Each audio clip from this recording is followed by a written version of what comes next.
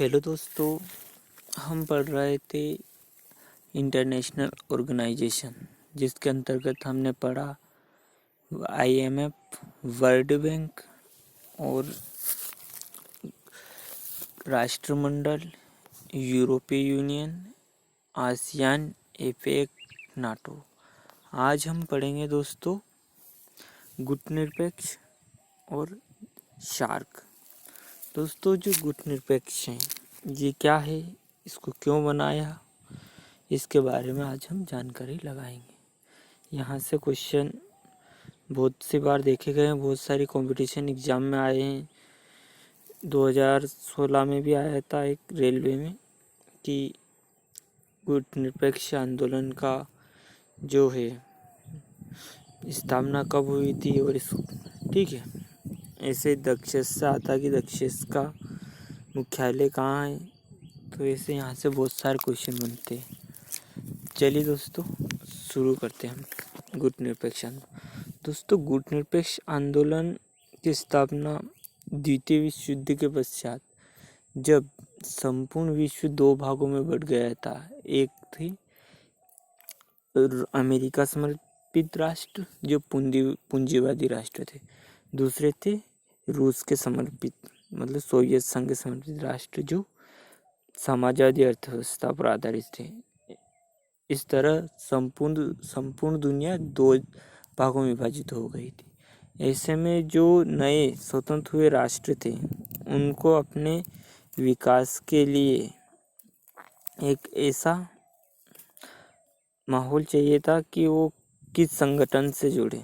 अगर वह सोवियत संघ से जुड़े तो पूंजीवादी देश उनके साथ में व्यापार नहीं करेंगे। अगर वह पूंजीवादी देशों अमेरिका समर्पित देशों से जुड़े तो सोवियत संघ समाजवादी देश उनके साथ नहीं रहेंगे। इसमें भारतीय प्रधानमंत्री पंडित जवाहरलाल नेहरू और मिस्र के कमाल अब्दुल नासिर, यूगोस्लाविया के मार्शल टीटो, ये आदि लोगों ने मिलकर एक संघ आंदोलन चलाया जिसे गुटनिरपेक्ष आंदोलन कहा। इस आंदोलन की जो आधारशिला है वह 1935 में ही रखी गई थी बाइडुंग सम्मेलन में, परंतु इसकी स्थापना बाद में 1961 में हुई। इसमें के संस्थापक राष्ट्र 25 थे और वर्तमान में इसमें 120 सदस्य राष्ट्र हैं। इसके जो वर्तमान सेक्रेटरी हैं वह जनरल हसन रूहानी है। प्रमुख व्यक्ति जिन्होंने इस संगठन को बनाया वो हमारे पंडित जवाहरलाल नेहरू जी, मिस्र के कमाल अब्दुल नासिर जी, यूगोस्लाविया के मार्शल टीटो। इस संगठन में दोस्तों शामिल होने के लिए कुछ शर्तें, जैसे सदस्य देश स्वतंत्र नीति पर चलता हो, सदस्य देश किसी भी गुट का सदस्य ना हो, जो 2 गुट थे वो मैंने बताए उनमें, और सदस्य देश उपनिवेशवाद का विरोध करता हो, सदस्य देश ने किसी बड़ी ताकत के साथ द्विपक्षीय समझौता ना किया हो, और 5वीं शर्त थी सदस्य देश ने किसी बड़ी ताकत को अपने क्षेत्र में सैनिक अड्डा बनाने की इजाज़त न दी। दोस्तों, इस प्रकार ये गुटनिरपेक्ष आंदोलन चला और जिन राष्ट्रों ने इस आंदोलन में भाग लिया वह इन दोनों पक्षों से दूर रहे और उन्होंने अपने विकास किया। इसी के साथ में अगला संगठन है हमारा दक्षिण, जिसे शार्क भी कहा जाता है। इसका फुल फॉर्म है दक्षिण एशियाई क्षेत्रीय सहयोग संगठन और इंग्लिश में South Asian Association of Regional Cooperational Operation. इसकी स्थापना जो है दोस्तों 7 से 8 दिसंबर के मध्य 1985 में की गई थी। और कहाँ पर की गई थी? ढाका, बांग्लादेश में। इसका मुख्यालय जो है वह मुख्यालय है वर्तमान में इसका काठमांडू, नेपाल में। और इस संगठन की स्थापना का सबसे पहले जो विचार दिया था वो 1981 में ही दे दिया था जियाउर रहमान, जो कि बांग्लादेश के तत्कालीन राष्ट्रपति थे। वर्तमान में जो इसके महासचिव है वह अमजद हुसैन सियाल, जो कि पाकिस्तान से है। संस्थापक देश भारत, पाक, बांग्लादेश, नेपाल, भूटान, श्रीलंका व मालदीव इसके संस्थापक देश थे। और इसमें 8वां जो सदस्य बना वो बना अफगानिस्तान। और ये बहुत सारी बार पूछा जाता है कि अफगानिस्तान जो है वो सार्क का सदस्य कब बना।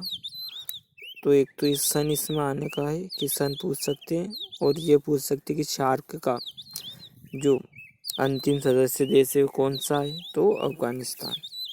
दोस्तों, इसका जो उद्देश्य है वो है दक्षिण एशियाई देशों के मध्य आपसी व्यापार, शांति एवं सुरक्षा के करना। ठीक है।